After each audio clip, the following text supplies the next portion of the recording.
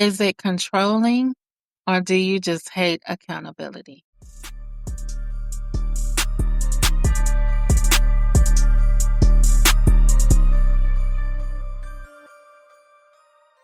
Hey, loves. Welcome back to another episode of Sassy Speaks.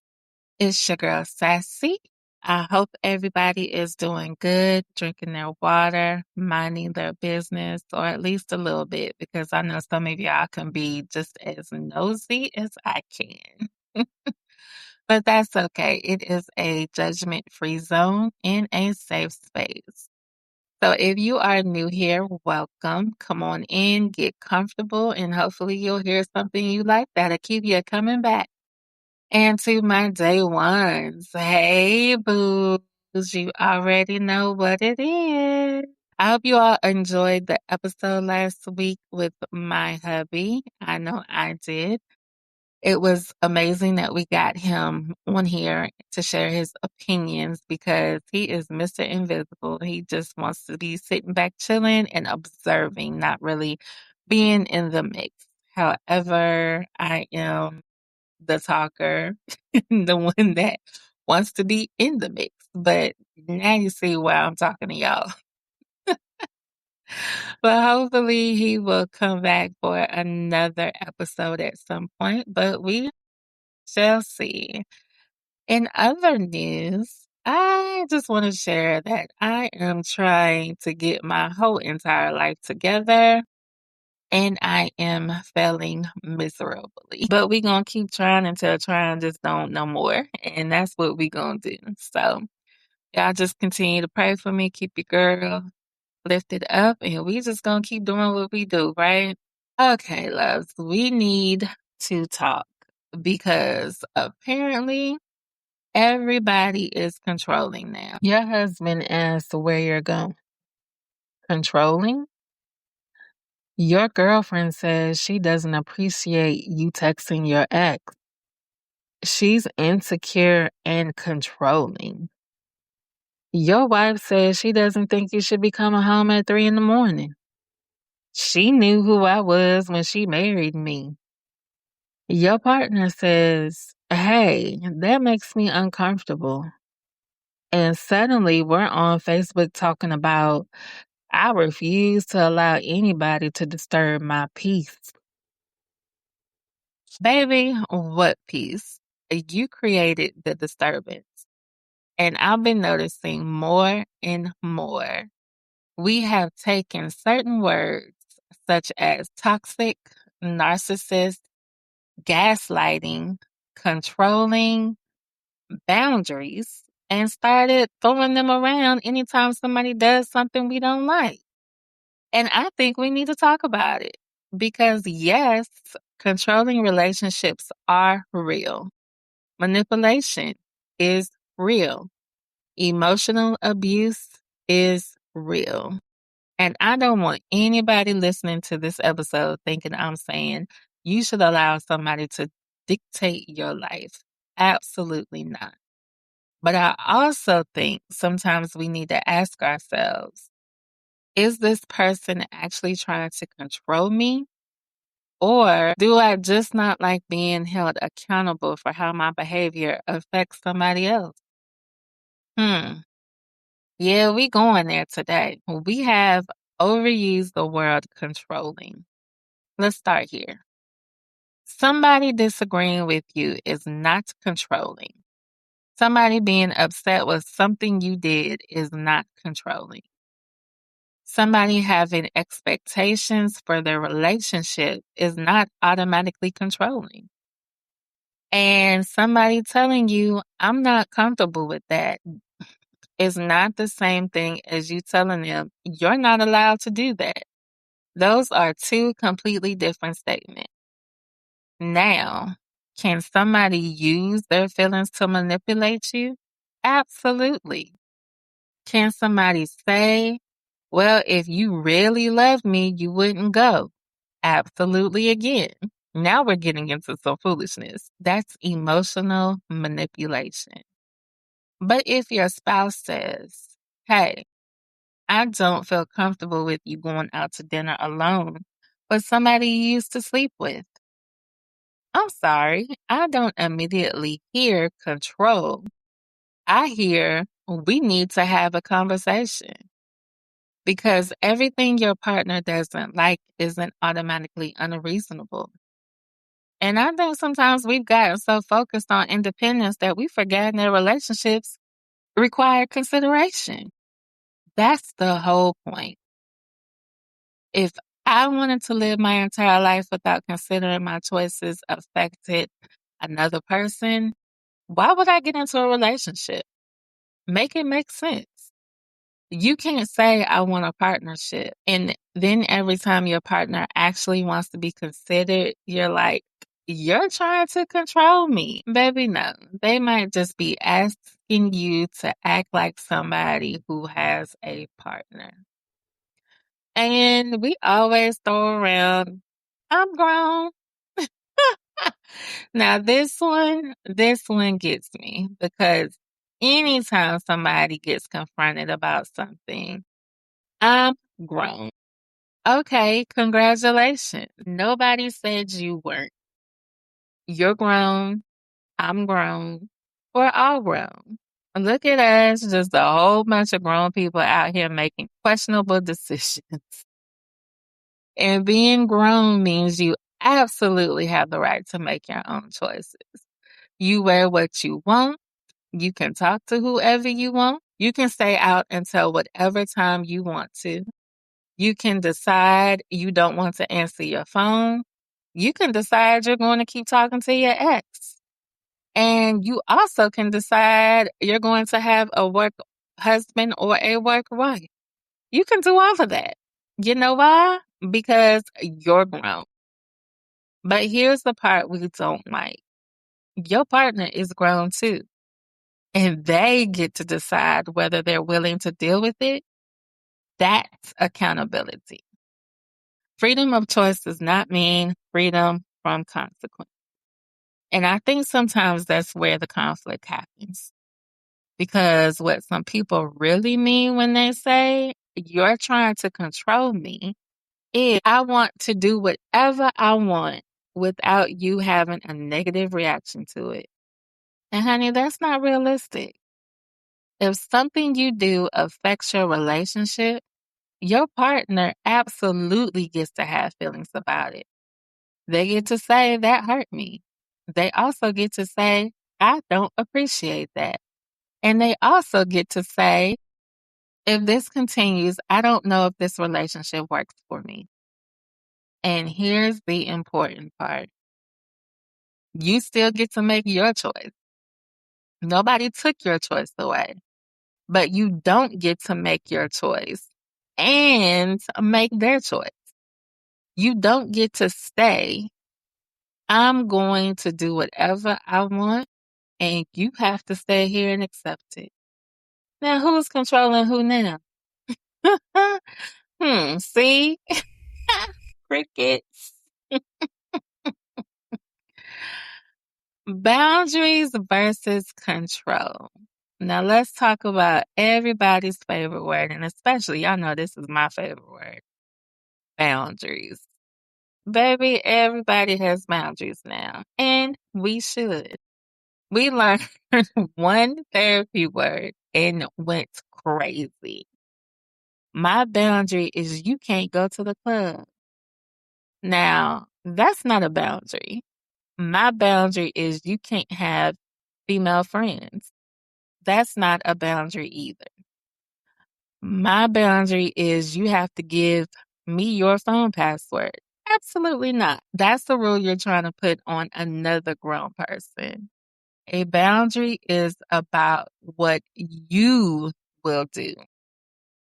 For example, I don't want to be in a relationship where my partner regularly goes out partying without me. Okay, now I know what you are willing to participate in.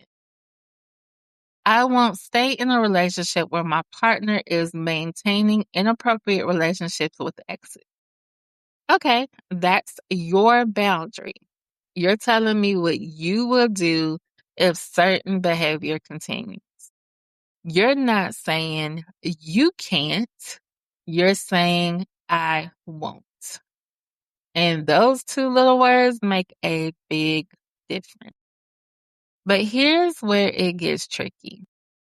Some people absolutely disguise control as boundaries. They'll say, I'm just protecting my peace.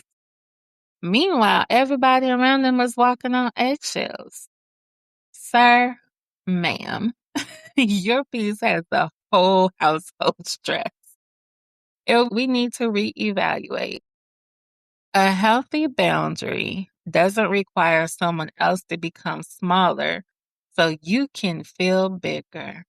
And it doesn't mean your partner has to agree with everything you want. Sometimes two people can have completely reasonable boundaries that simply aren't compatible. And that's something people don't talk about enough. Nobody necessarily has to be the villain. Sometimes you just don't work together. And that's okay. Accountability can feel like control. Now, this is probably the part that's going to make somebody mad. I don't care. I could fight. Sometimes accountability feels like control because accountability is uncomfortable. Nobody likes being told you were wrong. Nobody likes hearing what you did hurt me. And nobody enjoys hearing you said you were going to do something and you didn't do it, especially when you know they're right. And sometimes instead of sitting with that discomfort, we flip it. Now, suddenly, you're attacking me. You're always judging me.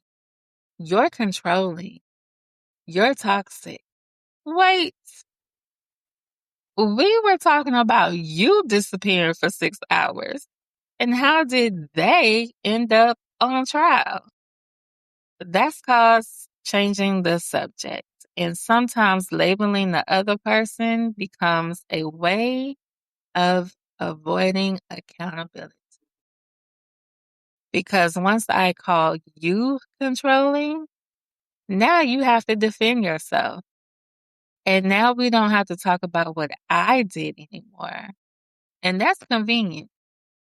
And listen, this applies to all of us because every single one of us has had a moment where we didn't want to hear what somebody was telling us, including me. Yeah, I'm guilty. Sometimes B can tell me something and my first thought is, excuse me? Because who asked you? And first of all, then I have to sit there and think about it. And sometimes I'm like, dang, he might have a point. I don't have to like the point, but that doesn't make it wrong. That's maturity. Because sometimes I don't like his points. Even though he's right, I don't like him.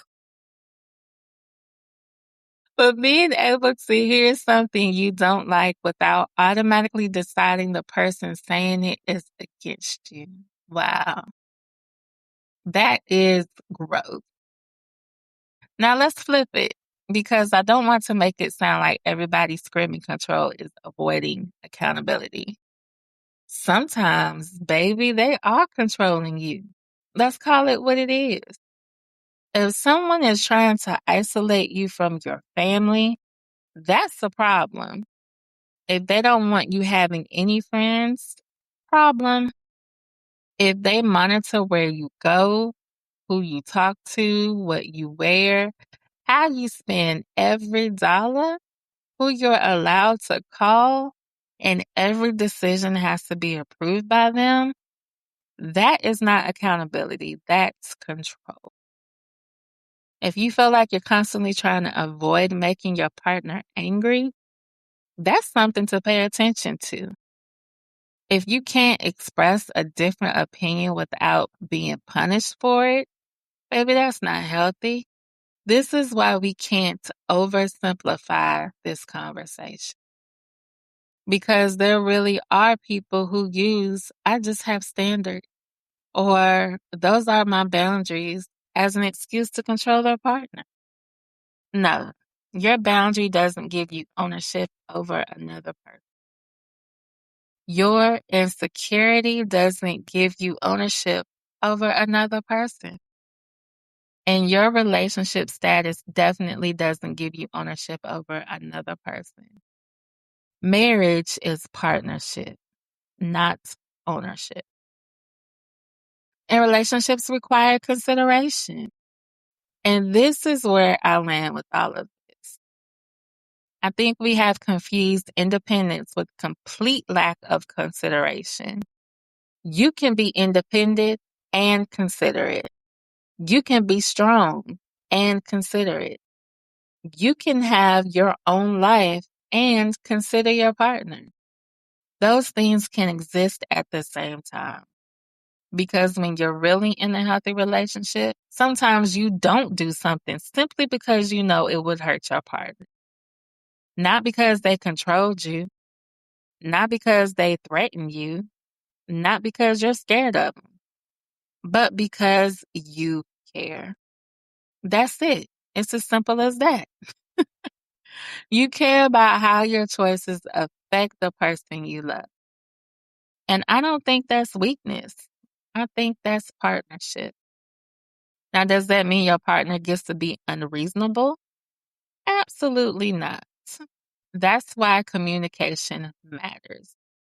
You should be able to ask, why does this bother you? And that should be able to explain it.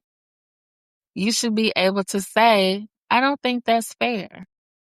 And have a conversation. Not a screaming match. Not silent treatment. Definitely not Facebook posts. And definitely not calling your mama. A conversation. Because if every disagreement turns into you're controlling, or if you love me, you do what I say, neither one of y'all is communicating. You're just fighting for control. So maybe the question isn't simply, is my partner controlling? Maybe there are a few more questions we need to ask ourselves.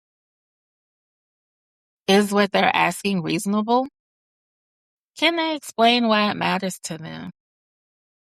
Am I free to still make my own decision? Can I disagree without being punished? And am I calling this controlling because I simply don't like what I'm hearing? Because sometimes the answer will be, yes, this person is trying to control me. And sometimes the answer might be, nope, I was wrong. And baby, both answers require courage.